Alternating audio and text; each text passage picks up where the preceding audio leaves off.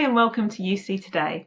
I'm Susie Harrison, Senior Content Editor, and today I'm delighted to be joined by William Rubio, who is Chief Revenue Officer at CallTower. So welcome and thank you for joining me, William. Yeah, thanks, Susie. Thank you very much for having me on. Looking forward to the conversation today.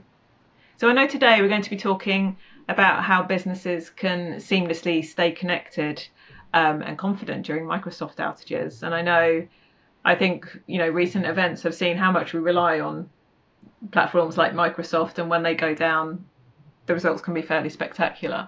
So how can infrastructure be optimized to ensure seamless communication for businesses during Microsoft outages? Well, I think first and foremost, when when we look at Microsoft Teams overall as really a collaboration platform, it's quite amazing what it does, right? Because voice is one part of it that it does as far as being a telephony replacement, but it also does everything from a presence standpoint, from instant messaging, from integrating with your calendar, with your email. It does video, it does desktop sharing, it shares files. It does a lot, right? It's definitely a collaboration tool. So we always, when we talk to customers, we're always telling them, they say, well, what if Microsoft Teams goes down? And the first step is, or the first question is, well, what part of Microsoft Teams? Because it's just like a car, and I kind of use that analogy. I'm not a mechanic by any means, but if your car window doesn't roll down, doesn't mean you can't operate the car. It just means you can't roll down the window, and some of the components continue to obviously work. And the same concept works with Microsoft. If your instant message goes down, or if your video screen goes down, maybe not as critical, but usually the telephony side of it, when you're making and receiving calls that are critical, whether you're working with vendors or whether you're working with customers, that could definitely be a critical part of your overall communication stack when you're trying to make sure to communicate, and that does happen to have any type of interruption. So nothing is foolproof, right? I think if anybody is out there thinking that it's 100% foolproof that a platform is going to work, I think they're mistaken, and I think it's a great pipe dream, but it doesn't exist. And over at CallTower, what we've done over the last several years with Microsoft and some of the other platforms that we do work is to make sure that we have alternatives for customers so that they can really button up the back end as far as in case of any type of outages within the Microsoft stack, especially on the voice side. And it could be something as simple as doing a call forwarding for an individual user, sending it over to a mobile device or sending it over to another platform, which we have available as well with our CT Cloud voice solution. Or it could be something as an auto attendant if you happen to need it for a critical number within your organization that you want to go ahead and move over to another auto attendant. It could be from a network standpoint, if in case just one of your network feeds go down and you want to fail over to another location.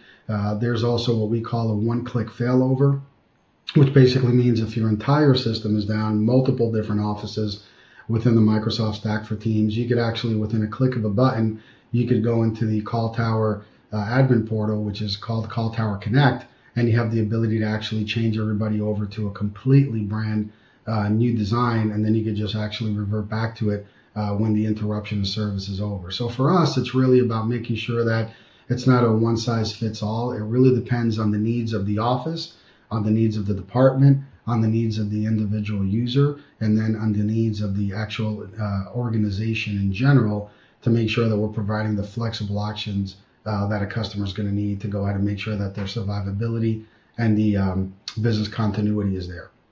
Right. So I think, having the plan B is always desirable, isn't it, in any situation?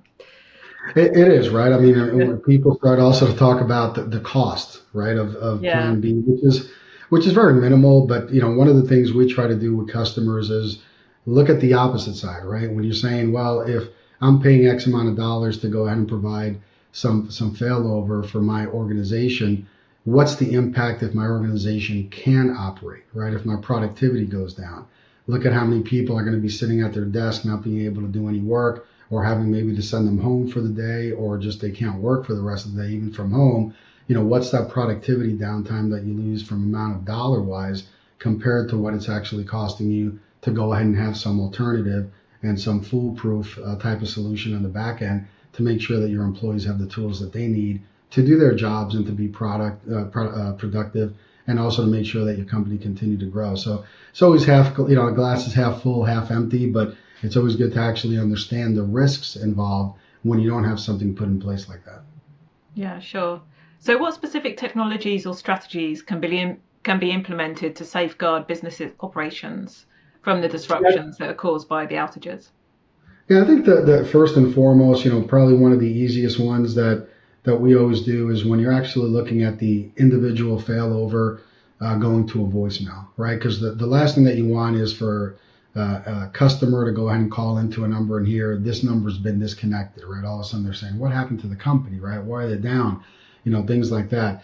The basic thing is you could just send it to a voicemail, right? You're going to capture the telephone number of the individual that actually called you, so you have the ability to look at those call logs and call back.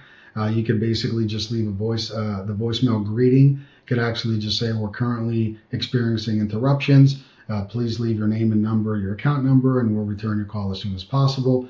Or please don't leave a voice message. Please try us later on because we're actually experiencing some interruptions of service right now. So there's different ways to do that. And that's kind of the most basic, but at least when your vendors, when your customers are calling in, they're hearing something on the other end. And I think that's very critical overall. The other part that you could actually do, and again, for the individual user or for a group, is you could actually go ahead and just send it over to a mobile device if you want, right? So you could actually have your primary going into Teams. Then you could say, if Teams is not answering the call, if it's not registering the call that comes in, then I want it to fail over to my mobile device, and I want to be able to go ahead and pick up the call there. So I think that those two are kind of as basic as you could get, but some people don't set those up, right? And I think that it's real critical to do that. And then the third one is when we start talking more about the auto attendant piece, because that's when you have the backup auto attendant piece that you could actually have a full greeting, a full auto attendant tree, with the different levels and the sub levels that it could go into sales, it could go into customer service, it could go into finance, et cetera, that you wind up having the different options that it could go to, and then you could actually even fail it over to different offices. So in some case, if let's say Microsoft Teams has an issue in one office, maybe you're in a different region that it's affecting only those components of Microsoft Teams in your region, you could fail it over to another office that might not be experiencing some of those offices as well. So you have those flexibilities with a call forwarding to a voicemail, call forwarding to a mobile device.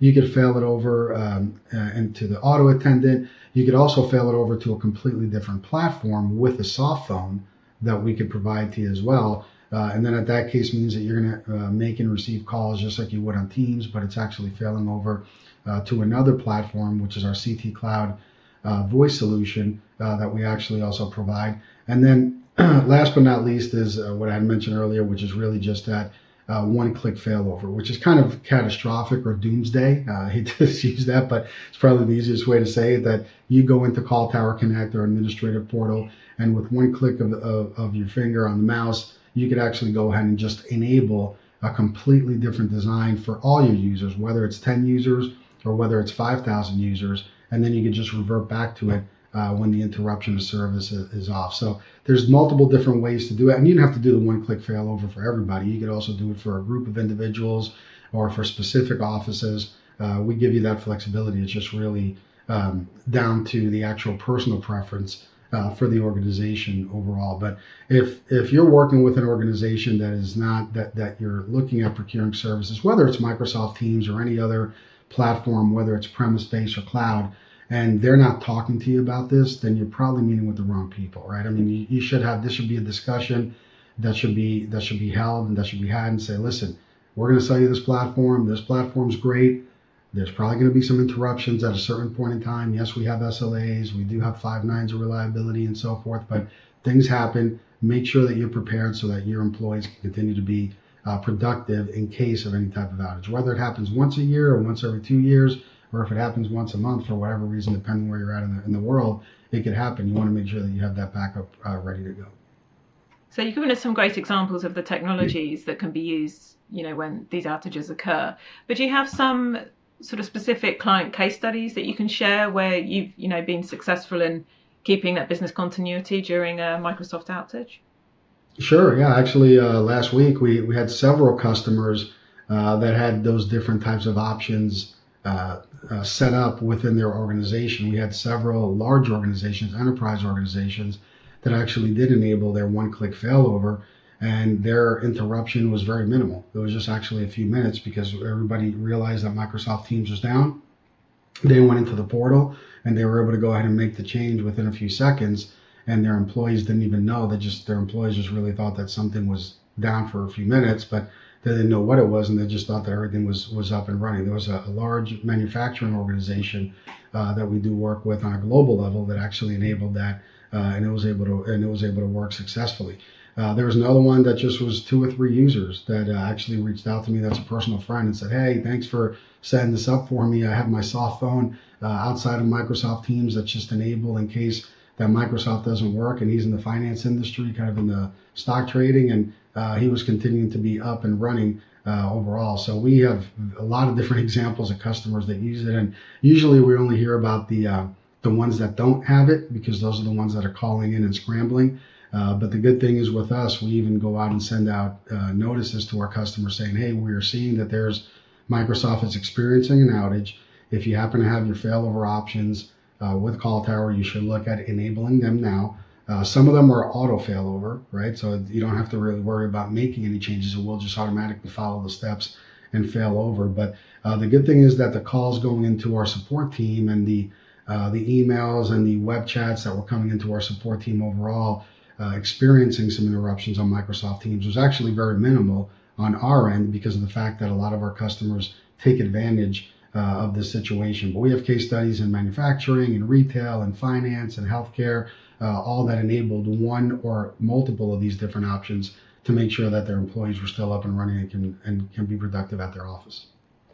It's interesting, isn't it? Because often things have to go really wrong for people to look at that other option, like in the summer when there was the global outage, and that might have prompted lots of people, I'm sure, to look at this plan B. So it's interesting that people are being a bit more preemptive with that taking. Yeah, we kind of get a little spoiled, right? I mean, where it's really just working, and when it doesn't work, it's the hair's on fire type of stuff. And luckily, a lot of these platforms, especially Microsoft, is a very stable platform. But again, like everything, it's not foolproof. You just definitely have to prepare for the worst. And also, I just don't think anyone realised how much it impacts things like flights, and people are trying to go on their summer holidays. And speaking from experience, that's where the panic really sets in. Well, I am definitely a road warrior, and if my apps aren't working on my mobile device because it's not working for whatever reason, it's like you just feel like a fish out of water. You just don't know what to do. How do you check in? How do you get your? I mean, anything is as simple as that. So the same thing when you're working within Microsoft Teams or any other collaboration platform, you can't IM, you can't access some files at times. You can't have the meetings that you were supposed to have. So there's a lot of that goes into play overall, that you want to make sure that you have some good backup on it. And I think it's so important for people to know that there's, the other options that alleviate the stress and, like you were saying, the costs of that downtime. So yeah, it's great to chat to you today, William. Thank you for joining us. And thank you to our viewers for watching. If you enjoyed this, then please do like and subscribe to our channel. And of course, stay tuned to uctoday.com for more stories like these. So thank you, William, and thank you everybody for joining us. Thank you, Susie.